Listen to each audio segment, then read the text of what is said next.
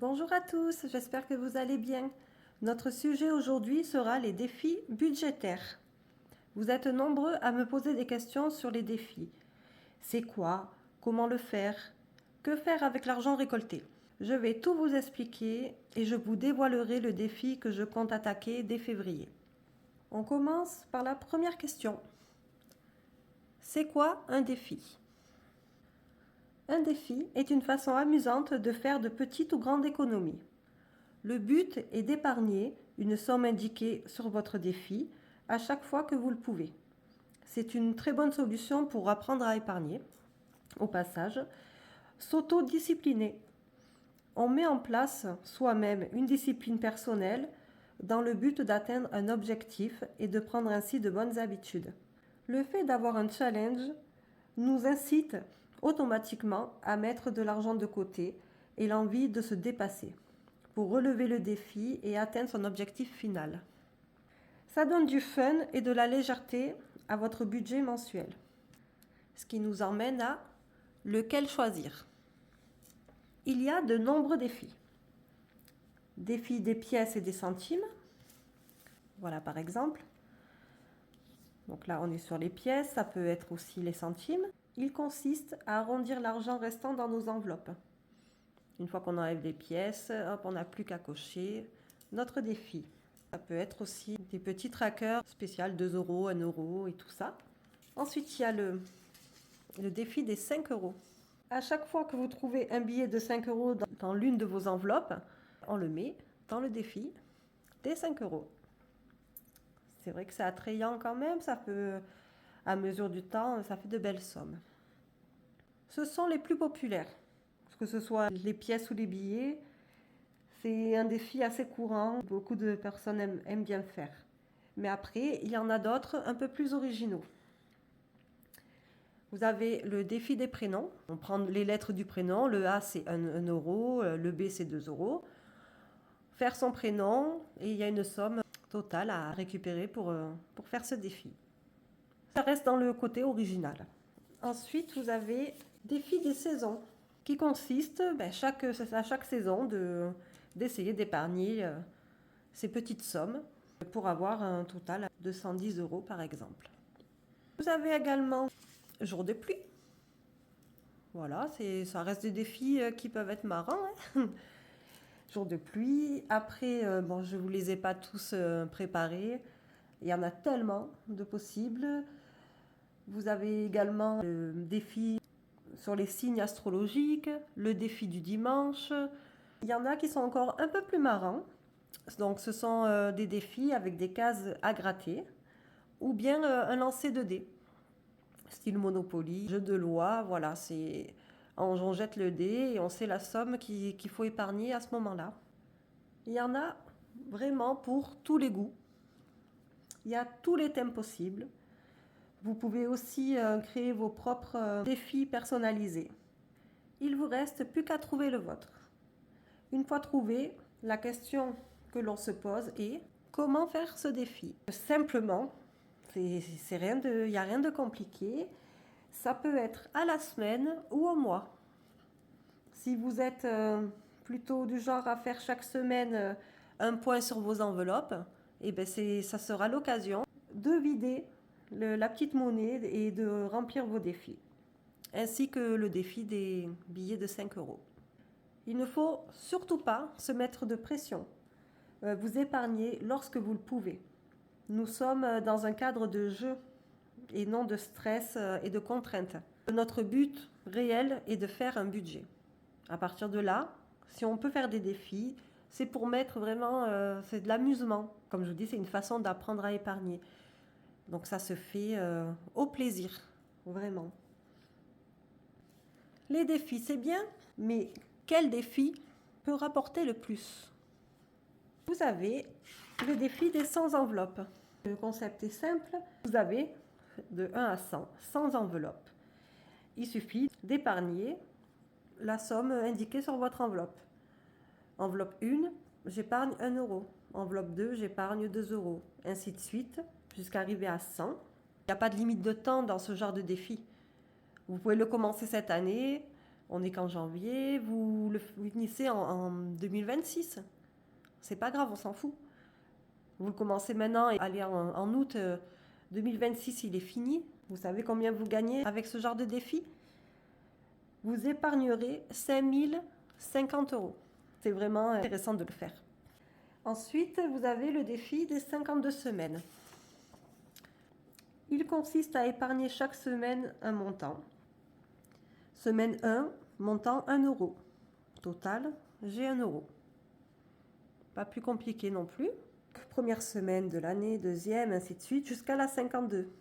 52, on met 52 euros. Et à la fin de l'année, ça nous fait un total de 1378. J'aime bien celle-là. C'est une façon intéressante de mettre de l'argent de côté. Sachez que, en tout cas pour ce qui est défi des 52 semaines, il y a plusieurs variantes. N'hésitez pas à jeter un coup d'œil un peu à tout ce qui se fait comme défi. On arrive sur une question de finalité. J'ai fini mon défi. Que faire avec le montant épargné? Demandez-vous dans quel but vous avez réalisé ce défi. Juste comme ça, pour vous amuser, et maintenant il faut trouver quoi faire avec, ou dans un but précis. Un enjeu. C'est toujours mieux d'avoir un enjeu. On travaille pour un salaire. On cuisine pour un repas. On fait du jogging pour une bonne santé. Et bien là, on fait un défi pour acquérir quelque chose. Si vous mettez un objectif réel sur votre défi, c'est tout de suite plus attrayant et motivant. Et cela devient un vrai challenge. Ma maman fait le défi des 2 euros. Voilà, elle a un tracker comme ça. Son objectif est de payer le coiffeur avec. C'est quelque chose qu'elle fait depuis des années. Dès qu'elle a une pièce dans son porte-monnaie de 2 euros, elle les met de côté. Une fois qu'elle a atteint une certaine somme, elle se fait plaisir en allant chez le coiffeur. C'est une idée parmi d'autres. Les défis qui vous rapportent une centaine d'euros, utilisez-les pour un plaisir précis. Exemple, une veste que vous désirez depuis très longtemps, ou un bon resto en amoureux gastronomique, ou un week-end, voilà, il y a tellement de possibilités aussi.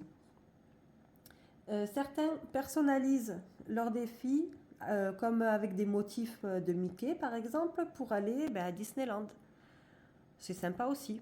Là, on a des têtes de Mickey avec la somme qu'il nous faut pour aller faire un séjour chez Mickey, c'est sympa.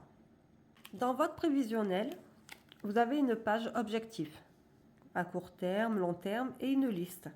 Écrivez tout ce qui vous ferait plaisir. Ce sera un bon support pour attribuer un objectif à vos défis.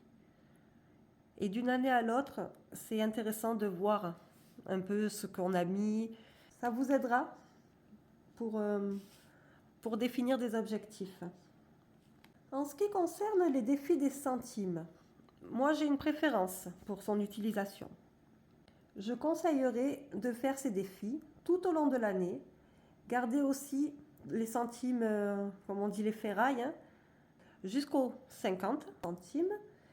Et en fin d'année, mettre tous ces centimes dans une borne de monnaie à Leclerc ou Géant. Elles sont généralement en face des caisses. Vous obtiendrez ainsi un bon d'achat intéressant pour faire des achats. Et voilà, le bon foie gras de Noël sera gratuit. Il y a certaines choses qui sont chères, c'est une façon de se les payer, sans toucher notre budget.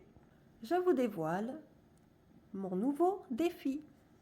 Vous le savez, j'ai commencé en janvier mon pot à économie. Ce qui me plaît vraiment. J'ai hâte d'ailleurs de monter. Certaines enveloppes peuvent être représentées sous cette forme. Ça donne du plaisir et de la motivation. J'ai décidé de faire le défi des arrondis.